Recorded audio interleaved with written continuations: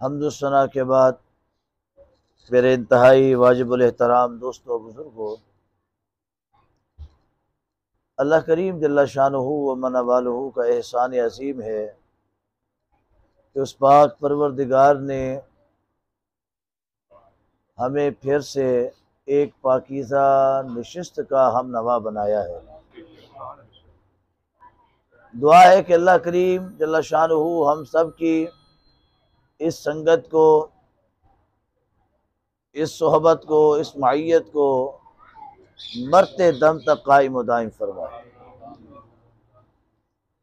बड़े खूबसूरत अंदाज में पीर माँ, दस्तगीर माँ, मीरा महिउद्दीन, गौसे आज़म जिलानी, महबूब सुबहानी, कंदील नौरानी, शहबाज लामकानी, हज़रत शेख अब्दुल कादिर जिलानी अल हसनी वल हुसैनी अल बगदादी अल गिलानी, आपके ग़ुलामों ने सरकार की और गौसे पाक की मिदहत को बयान फरमाया। अल्लाह ताला इनके सोच को, गुदास को, इल्म को, मोहब्बत को, इश्क को सलामत रखे। मुझे तो अभी तक एक बात इतनी लज्जत दे रही है कि जिसने मेरा दिल दिमाग अभी तक मुअत्तर किया हुआ है कि दिल चाहता है वही बात बार बार कहते रहें, बार बार सुनते रहें कि यार करीम का नाम चूमने से हमें इतनी लज्जत मिलती है, तो जिन्होंने करीम के कदम और बदन को चूमा है उनकी कैफियत कैसी होंगी।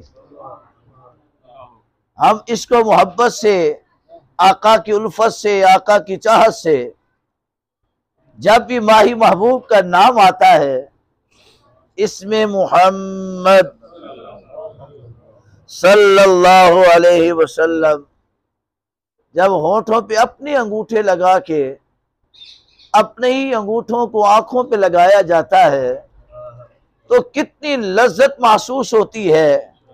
कुर्बान ना जाऊं जिब्रील के मुकद्दर पर, कुर्बान ना जाऊं सिद्दीक के मुकद्दर पर, कुर्बान ना जाऊं अली उल मुर्तजा शेर खुदा के मुकद्दर पर, कुर्बान ना जाऊं अम्मार बिन यासिर के मुकद्दर पर, कुर्बान ना जाऊं उर्वा बिन मसऊद के मुकद्दर पर, कुर्बान ना जाऊं सलेमान फारसी के मुकद्दर पर, कुर्बान ना जाऊं हसन हुसैन के मुकद्दर पर, कुर्बान ना जाऊं अली उल मुर्तजा के मुकद्दर पर, कुर्बान ना जाऊं सैयदा ज़हरा पाक के मुकद्दर पर, कि हम तो इसमें मोहम्मद को चूम कर इतना मजा लेते हैं, वो बदने मोहम्मद को चूम कर कितना मजा लेते होंगे।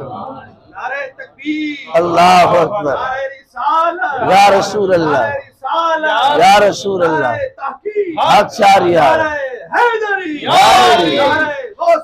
या गौसे आज़म दस्तगीर जिब्रील जो नूरियों का सरदार है, जिब्रील जो नूरियों का इमाम है, जिब्रील जो सैयदुल मलाइका है, बैतुल मामूर का खतीब है, आज बादशाही मस्जिद का खतीब फतवा लगाता है कि इसमें मोहम्मद चूमना शिर्क और बिदअत है।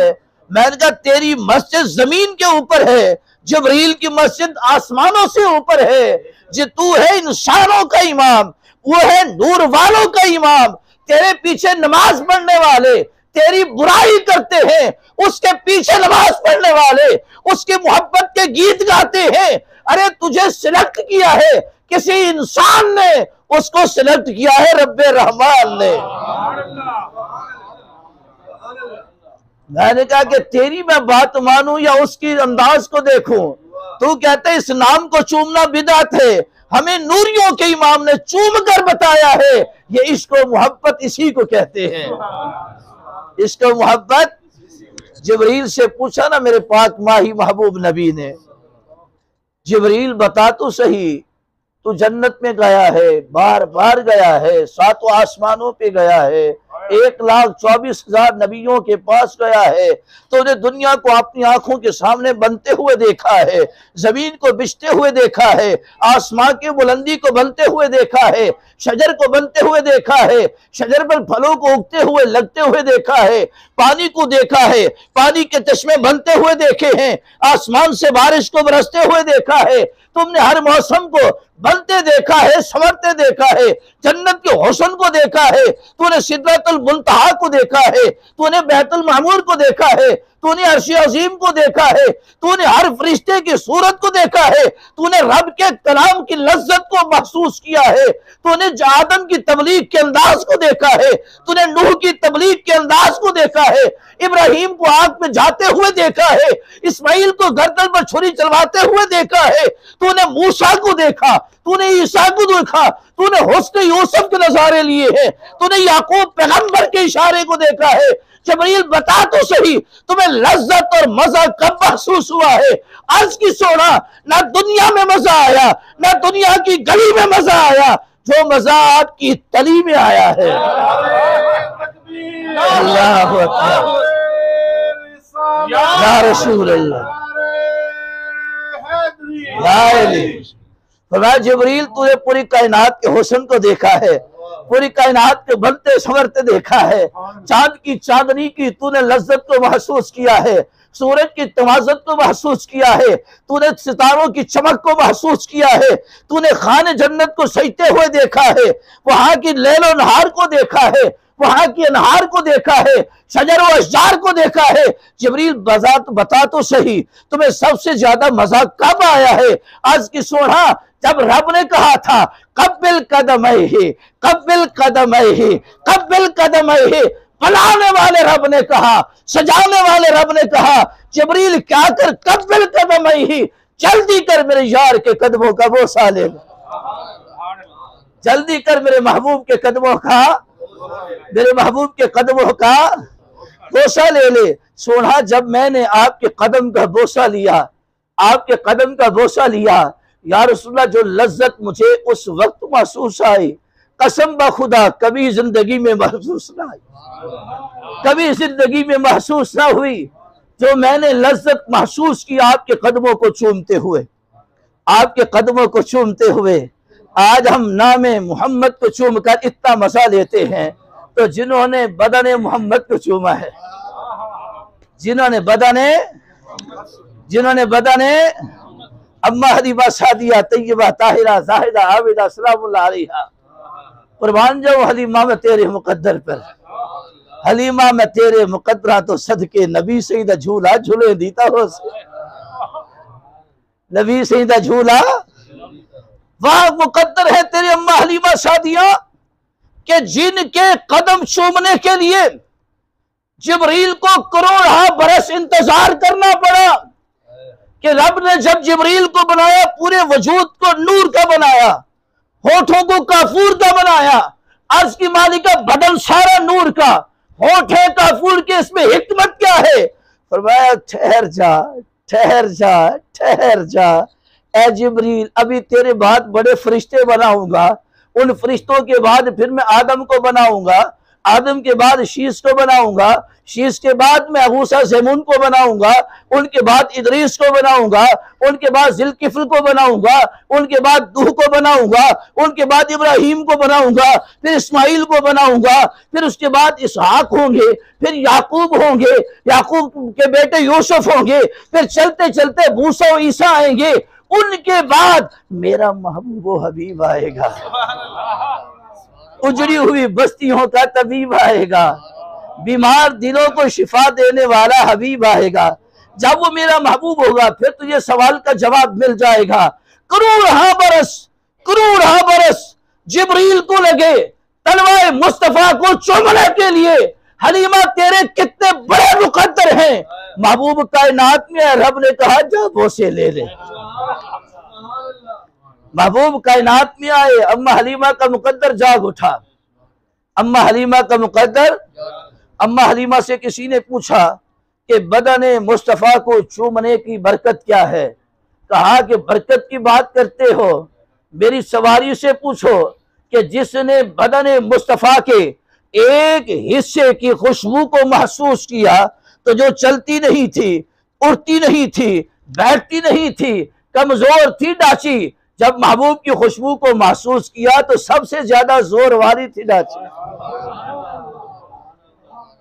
ये लज्जत क्या लज्जत है। तो उसी महबूब की लज्जत मुंतकिल होती है सैयदा ज़हरा पाक के बदन में। सैयदा ज़हरा पाक से वो खुशबू बदन मुंतकिल होती है इमाम हसन पाक के वजूद में। इमाम हसन पाक से वो खुशबू मुंतकिल होती है, वो वहां से चलती है। एक तरफ खुशबू होती है ज़हरा पाक से हसन पाक के अंदर, एक तरफ खुशबू आती है हुसैन पाक के अंदर, फिर वही खुशबुएं निकलती है हसन पाक से इमाम हसन मुसन्ना के अंदर दाखिल होती है, हुसैन पाक से ज़ैनुल आबिदीन में दाखिल होती है, ज़ैनुल आबिदीन से इमाम बाकिर के अंदर दाखिल होती है, इमाम बाकिर से इमाम जाफर सादिक में दाखिल होती है, इमाम जाफर से इमाम मूसा काजिम में दाखिल होती है, वहां से इमाम तकी में, इमाम नकी में, इमाम हसन, इमाम रजा के अंदर, इमाम हसन अस्करी में, फिर चलती चलती चलती चलती ये खुशबू पहुंचती है दातन हुजवेरी के बदन में। यह खुशबू चलते चलते फिर पहुंचती है मीरा भाईउद्दीन गौसे आजम के बदन में। गौसे आजम के बदन में वो गौसे आजम जीलानी, कुतुब रब्बानी, महबूब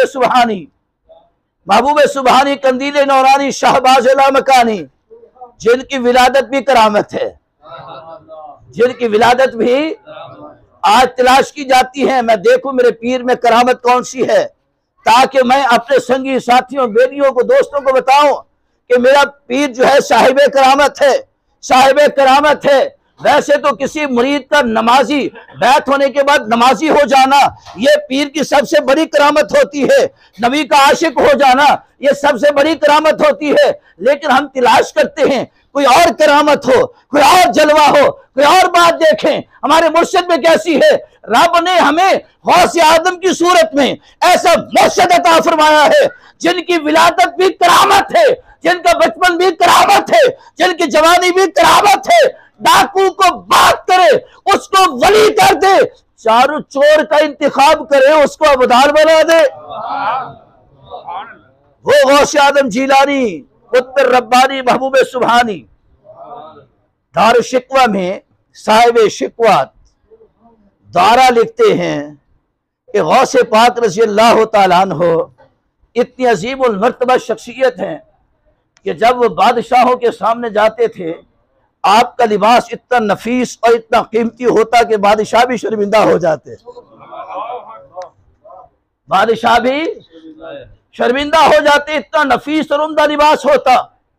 और पांव में जूती जो पहनते थे 50,000 दिरहम की कीमत वाली, इतनी कीमती जूती पहन के। साहिब शिकवा लिखते हैं कि हमने पूछा हुजूर सैयदी मामला क्या है। फरमाया इसलिए बादशाह कहीं फकीर मोहम्मद को हकीर न समझे, लिबास आला इसलिए पहना है कि मोहम्मद अरबी के दर के सद को, दरवेश को कोई हकीर न समझे। और जूता पांव में इसलिए महंगा पहनता हूं ताकि कोई दुनियादार हमारे चेहरे की तरफ न देख सके, उसकी निगाहें हमारे जूतों तक महदूद रहे। और जब किसी मर्द कलंदर के पास जाते, इस अंदाज में जाते, उसकी निगाह गौसे आजम के चेहरे पर टिकती तो टिकी रह जाती। अल्लाह अकबर, या रसूल अल्लाह,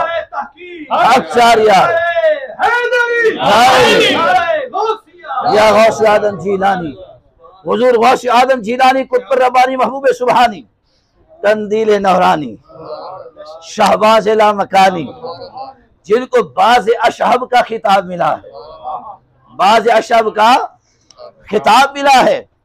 हुजूर गौसे पाक रज़ी अल्लाह तआला अन्हु आपकी तालीमात क्या है, आदत करीमा क्या है।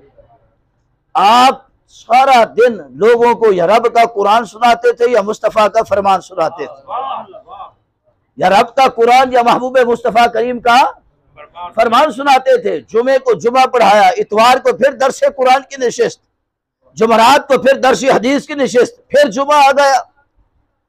इसके जो बाकी जो दिन खाली बचते थे तबलीग के लिए निकल जाते थे। आपसे किसी ने पूछा विलायत मिली कहां से है?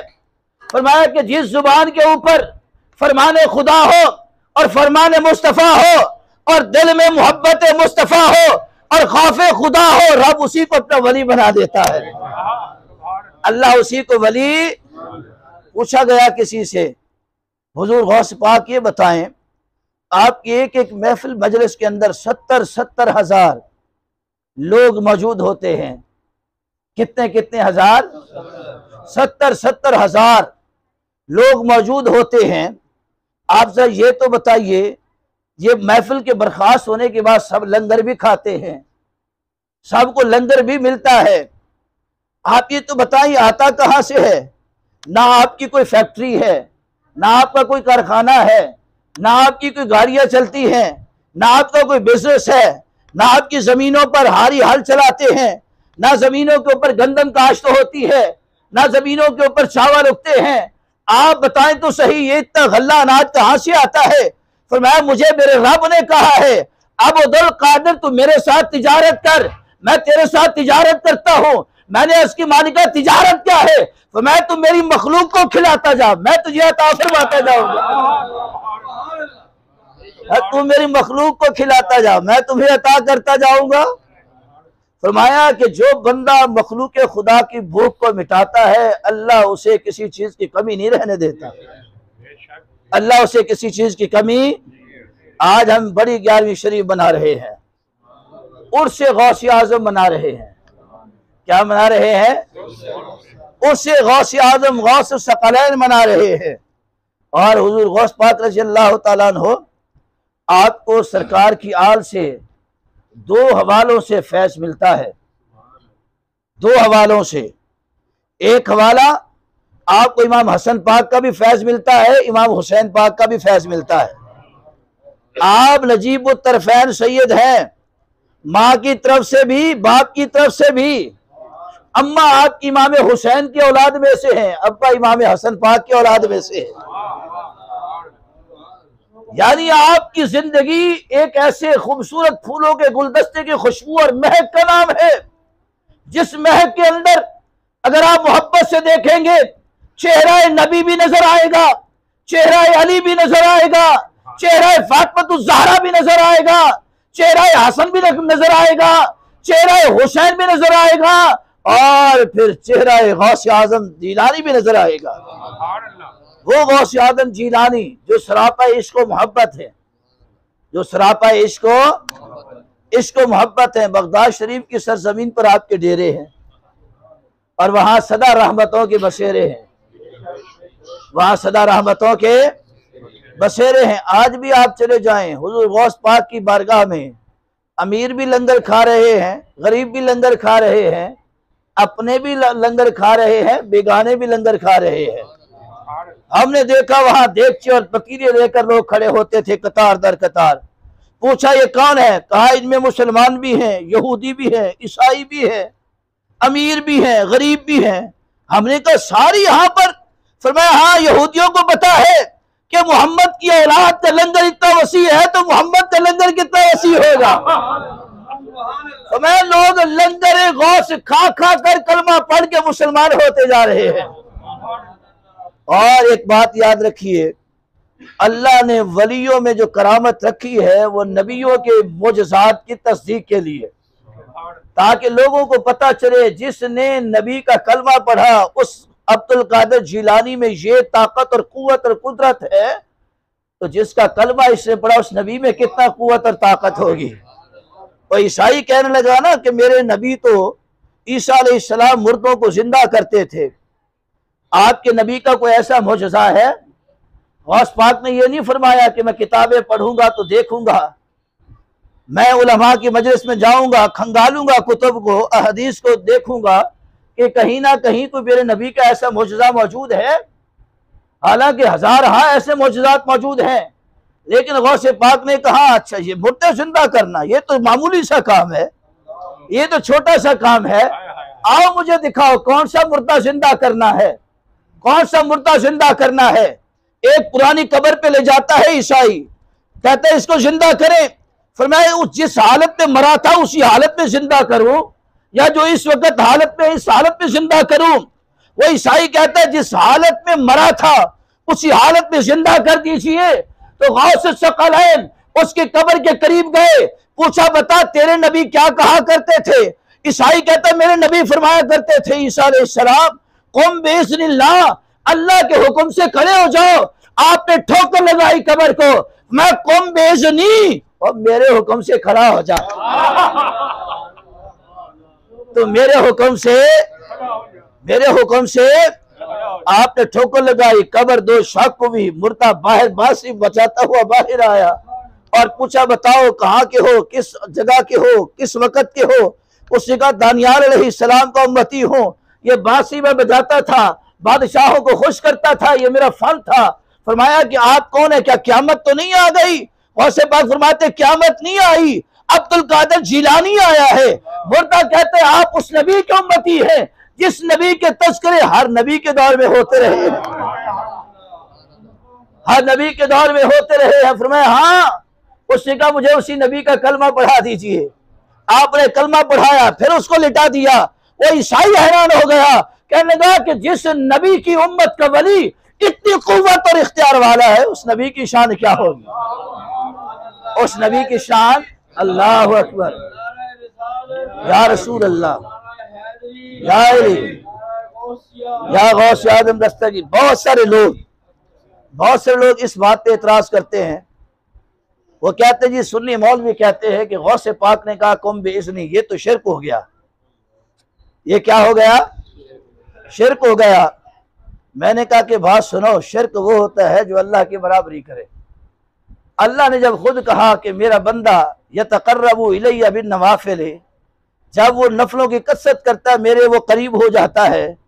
कितना करीब, कुन्तु समाअहु अल्लज़ी यस्मअु बिही, फरमाया कि कान उसके होते हैं, सुनने वाला मैं खुदा होता हूँ। कुन्तु बसरहु अल्लज़ी यबसिरु बिही, आँख उसकी होती है, देखने वाला मैं होता हूँ। कुन्तु बतशहु अल्लज़ी यब्तिशु बिही, हाथ उसके होते हैं, पकड़ने वाला मैं होता हूँ। कुन्तु यदिही यदिही बिही, फरमाया कदम उसके होते हैं, चलने की कुदरत मेरी होती है। मैंने तो जब सब कुछ रब बंदे में मुंतकिल फरमा देता है, अपनी कुव्वत भी उसको देता है, ताकत भी देता है, इख्तियार भी देता है, तो बंदा ये नहीं कहता कि मैंने जिंदा किया है। बंदा कहता है जिसके सामने मैं झुका हूं उसी की कुव्वत से जिंदा हुआ है, उसी की कुव्वत से जिंदा हुआ है। हुजूर गौस आदम जिलानी, आप हर महीने चांद की 11वीं को, चांद की 11 को आप सरकार का महफिल मीलाद बनाया करते। क्या बनाया करते थे, महफिल मीलाद बनाया करते। और रब का वादा है फज़कुरूनी अज़कुरकुम, तुम मेरा जिक्र करो मैं तुम्हारे चर्चे करा दूंगा। तुम मेरा जिक्र करो मैं तुम्हारे चर्चे करा दूंगा। तो आज हुजूर गौस पाक को 1000 साल गुजर गए, 1000 साल कमोबेश गुजर गया विसाल फरमाए। तो तज़किरा गौस, चर्चा गौस बढ़ता जा रहा है, खत्म नहीं हो रहा, कम नहीं हो रहा, बढ़ता जा रहा है। बंद करने वाले बंद होते जा रहे हैं। रब कहता है तुम्हारी क्या औकात है कि जिसका जिक्र मैं बुलंद करूं तुम उसको बंद कर सको। और मालिक ने हमें भी हुक्म दिया, हम सबको हुक्म दिया। क्या हुक्म दिया, या अय्युहल्लज़ीना आमनू, ए ईमान वालो, इत्तकुल्लाह, अल्लाह से डरो, अल्लाह से डरो। कूनू मअस-सादिकीन, और सच्चों के साथी हो जाओ। सच्चों के क्या हो जाओ, जो अल्लाह वाले हैं तो उनके साथी हो जाओ, उनके हमनवा हो जाओ। हदीस पाक है बुखारी शरीफ की, अल्लाह फरिश्तों से कहता है देखो जो नेकों के साथ बैठे थे मैंने उनकी भी बख्शिश कर दी है। या अल्लाह वो गुनाहगार है, नाफरमान है, सियाकार है, ऐबों के अंदर मुब्तला है। फरमाया कि ये ना देखो कि वो ऐबों में मुब्तला, देखो तो सिर्फ बैठे किन के साथ है, वो बैठे किन के साथ है। नेकों के पास बैठने वाले की अल्लाह बख्शिश करता है। देखे कैंकर की कोई कीमत है, वही कैंकर अगर गंदम की बोरी में चला जाए तो जब गंदम बिकती है तो कैंकर का भी वही रेट होता है जो गंदम का रेट होता है। पानी की कोई कीमत है? वही पानी अगर दूध के अंदर शामिल हो जाता है, जो दूध की कीमत होती है वही पानी की कीमत होती है। अल्लाह फरमाता है कि तुम सच्चों के साथी हो जाओ। क़यामत के दिन जब इनकी बोली लगेगी, जब इनको तोला जाएगा नेकों को, तुम इनमें शामिल हो जाना। जो उनकी कीमत लगेगी वही तुम्हारी कीमत होगी,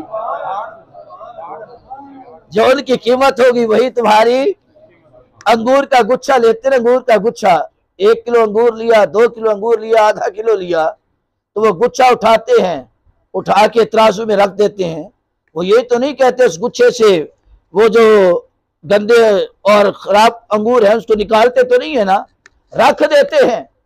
और 400 रुपए किलो अच्छा अंगूर है तो उसकी कीमत भी 400 रुपए है, उसकी कीमत भी क्या है?